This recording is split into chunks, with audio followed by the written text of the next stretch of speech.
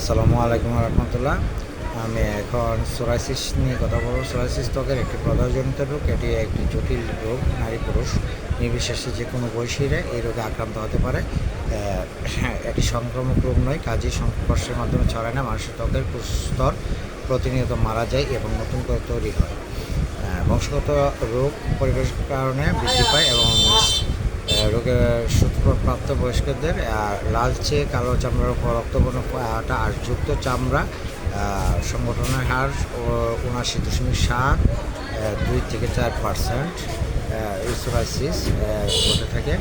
আর এটা এই প্রাপ্তবয়স্কদের মধ্যেই এই রোগের প্রাদুর্ভাবটা বেশি। বই পাওয়ার কিছু নেই, এর জন্য ট্রিটমেন্ট রয়েছে। আপনারা চাইলে যে কোনো নিকটস্থ ফার্মেসি থেকে মেডিসিন সংগ্রহ করতে পারেন, সমস্যা নেই। এবং যাদের আর্থিক অবস্থা দুর্বল তাদের পাশে চ্যানেলটি কাজ করে যাচ্ছে।